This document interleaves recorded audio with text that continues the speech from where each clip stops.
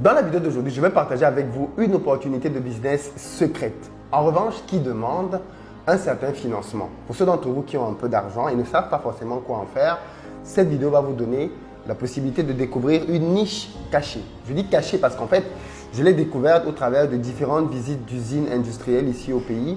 Et je me suis rendu compte qu'il y avait une niche là-dedans à aller saisir. Donc, ceux d'entre vous qui ont un peu de sous, cette vidéo est clairement faite pour vous. Partagez-la massivement parce que je pense qu'on a grandement besoin que des Africains se positionnent sur ce type de secteur dans nos pays.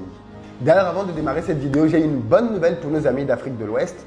C'est qu'on revient pour une journée de formation exclusive business à Abidjan, à l'hôtel Azalaï et à Dakar, à l'hôtel Savannah. Donc pour Abidjan, ce sera le 19 juin et puis pour Dakar, ce sera le 26 juin. Pour pouvoir réserver vos places, allez sur le site investiraupays.com, onglet conférence, vous allez voir la possibilité de réserver vos places. Ça va aller très vite parce que les anciens aux précédentes formations ont déjà pris pas mal de places. Donc il n'en reste plus beaucoup. Il va être question pour moi de partager avec vous des stratégies de vente. Quiconque veut se lancer dans le business doit savoir vendre. Et vous savez bien que c'est l'un de mes domaines d'expertise et donc je viens pour partager avec vous ces stratégies puissantes et performantes.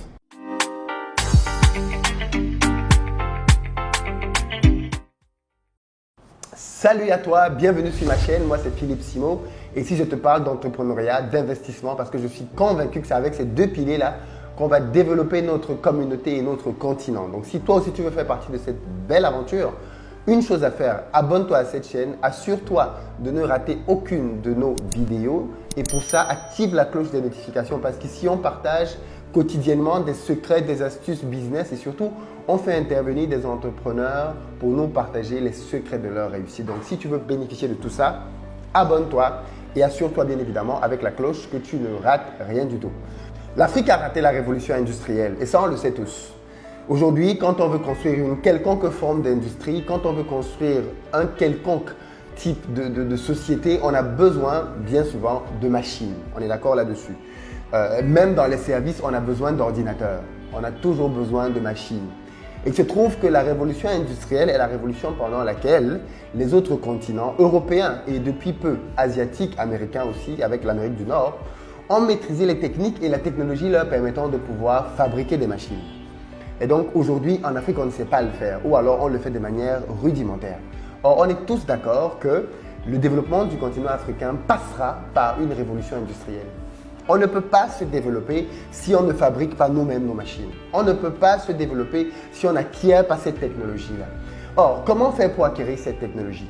Comment est-ce que les Chinois ont fait pour acquérir cette technologie-là puisqu'ils avaient un retard sur le reste du monde et pourtant aujourd'hui sont ceux chez qui tout le monde fabrique à peu près tout. Eh bien, ils ont commencé par faire deux choses. La première, c'est envoyer des générations d'ingénieurs aller se former en Occident. Ce que les pays africains aujourd'hui ont en réalité. On a des ingénieurs africains qui ont été formés aux plus grandes écoles dans le monde. MIT, Harvard, Polytechnique.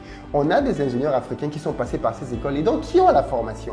Le seul problème, c'est que contrairement aux Chinois, ces ingénieurs ne sont pas revenus sur le continent africain. Ça veut dire qu'on a de la connaissance dans la communauté, mais elle est éparpillée à gauche, à droite. Pourquoi ils ne sont pas revenus sur le continent? Parce qu'il n'y a pas eu une volonté politique à les faire revenir. Parce que pour qu'il y ait volonté politique, il faut faire deux choses. Il faut établir les conditions d'un retour avec sur place une industrie naissante et le besoin que la technologie vienne à travers la science que les êtres humains vont ramener. Les Chinois ont su le faire. De telle sorte que quand les ingénieurs chinois ou même coréens ou japonais sont rentrés dans leur pays, il y avait sur place des industries embryonnaires dans lesquelles ils pouvaient travailler pour développer et amener ce qu'ils avaient vu à l'étranger. Nous, on n'a pas ça aujourd'hui en Afrique. Du coup, on a, et ça c'est le rôle clairement des États. Clairement, c'est le rôle des États. Donc, chers gouvernants, jouez votre rôle. Mais on ne peut pas croiser les bras en se disant que comme les gouvernants ne jouent pas leur rôle, il n'y a rien à faire. Non, non, non. Ce qu'on a vu par exemple les Indiens faire aussi, c'est que les Indiens ont envoyé leurs jeunes se former partout dans le monde, mais une fois que ceux-là se sont formés et qu'ils ont travaillé, ils ont acquis de l'expérience, ils sont rentrés au pays pour créer des structures industrielles, pour pouvoir simplement devenir les concurrents des boîtes dans lesquelles ils avaient travaillé en Europe. Mais quand on veut faire ça sur place, il faut qu'il y ait un minimum de base dans les pays qui parfois peuvent manquer aussi. Quel est donc le business dont je veux te parler? En fait, je me suis rendu compte qu'ici, on a quand même de plus en plus d'industriels qui se sont lancés. Je veux dire, on a des sociétés qui fabriquent de plus en plus, notamment dans le domaine agroalimentaire. On a des sociétés qui fabriquent de plus en plus de boîtes de conserve, qui fabriquent des sachets, des sachets comme Tanti, qu'on a déjà interviewé ici. On a ça dans tous nos pays africains. On a des industriels naissants, pour certains même qui sont multimilliardaires en France CFA, donc multimillionnaires en euros, grâce aux industries qu'ils ont pu lancer. Parce que l'industrie, c'est très puissant pour s'enrichir. Je veux juste faire une petite parenthèse là-dessus pour que vous compreniez. Quand on fait de l'industrie, on n'a pas besoin de gagner 500% sur chaque produit. Parfois, quand vous gagnez même 5 francs, ça peut être largement suffisant. Pourquoi? Parce que vous produisez en masse. En masse, en masse, en masse. Imaginez que, par exemple, certaines sociétés peuvent fabriquer en fonction de ce qu'ils fabriquent plusieurs milliers de produits à la minute. Je dis bien à la minute. Ils peuvent fabriquer des milliers de produits. Imaginez donc ce qu'ils peuvent fabriquer en 1 heure. Ce qu'ils peuvent fabriquer en 1 journée de travail. Et dites-vous que par produit, ils gagnent 10 francs. Si par jour, ils parviennent à produire 500 000 produits et qu'ils gagnent 10 francs par jour, par produit fabriqué, faites le calcul de ce qu'ils peuvent gagner en 1 année. C'est en milliards que ça s'évalue. Et donc, s'enrichir dans l'industrie n'est pas très compliqué parce qu'en plus, dans nos marchés, la plupart du temps, quand vous lancez une industrie, le marché est là et il vous attend. Les produits que vous produisez s'écoulent. Et on se rend compte qu'en fait, les industriels ont même souvent du mal parce qu'ils ne parviennent pas à suivre la cadence, clairement. Donc l'industrie, c'est un domaine dans lequel il faut aller. En tout cas, c'est le choix que moi j'ai fait depuis pas mal d'années. Et aujourd'hui, je suis en train de pénétrer ce secteur petit à petit. Donc dans les prochains mois, on vous présentera un peu plus ce qu'on est en train de faire parce qu'on compte bien évidemment sur vous pour promouvoir la marque et acheter les produits.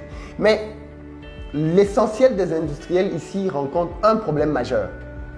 Ils commandent leurs machines en Europe, en Asie, parfois en Amérique, et ils se font livrer au pays et ils commencent à tourner. Qu'est-ce qui se passe généralement? Il se passe que dès que ces machines, parce que toute machine tombe en panne, dès que leur machine tombe en panne, qu'est-ce qu'ils font? Ils sont bloqués. Ils doivent repasser commande des pièces détachées en Europe, en Asie ou en Amérique. Et donc, du coup, ils attendent des mois. Parce que certaines des pièces qu'ils commandent ne sont pas sur étagère. Parce que quand une pièce est sur étagère, dès que vous la commandez, le fournisseur vous envoie cette pièce-là directement.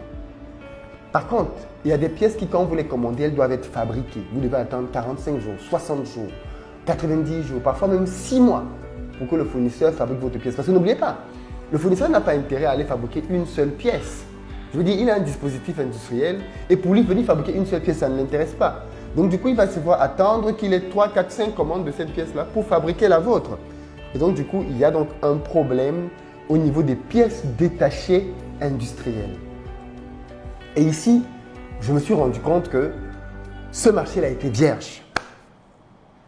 C'est-à-dire, ce que vous pouvez faire, c'est cibler une industrie. Ce n'est pas la peine de s'éparpiller. Vous ciblez une industrie bien précise. Ça peut être l'industrie de l'huile, parce que dans tous nos pays, il y a aujourd'hui des huileries qui commencent à se créer. Ça peut être l'industrie de l'huile. Ça peut être l'industrie… dans le domaine de l'automobile, par exemple, on a beaucoup de revendeurs de pièces détachées parce que les gens consomment beaucoup de voitures. Mais les industriels… Une seule pièce détachée peut vous coûter 15 000 euros, 50 000 euros, 30 000 euros, une seule pièce. Or, vous, pour l'acheter, vous allez acheter peut-être 2-3 fois moins. Or, vous allez avoir un avantage unique, c'est que vous allez pouvoir livrer tout de suite un produit qu'il aurait dû attendre 6 mois. Mais imaginez donc une industrie dont je vous ai parlé tout à l'heure, dans laquelle on gagne par nombre de produits fabriqués. Imaginez ce que ça coûte à un industriel de voir son appareil fermé pendant 40 jours, pendant 2 mois. C'est de la folie. Donc, si vous êtes prêt à lui donner une machine, une pièce de rechange tout de suite, même si vous la lui vendez le double, le triple du prix, et même s'il sait là où il peut aller l'acheter, il va acheter chez vous parce que vous lui permettez de gagner de l'argent. Au final, vous lui permettez quand même de gagner de l'argent. Donc, ce secteur-là est hyper porteur, le secteur des pièces de rechange industrielles. Je ne parle pas automobile parce qu'automobile, il y a déjà plein de personnes dedans. Par contre, vous ciblez un secteur industriel dans votre pays ou le pays où vous voulez vous lancer. Vous allez voir les industriels, vous leur demandez quelles sont la composition de leur machine, quelles sont les pièces qui peuvent tomber en panne et à quel point ces pièces sont critiques. Vous vous renseignez vers les fournisseurs qui produisent ces pièces-là.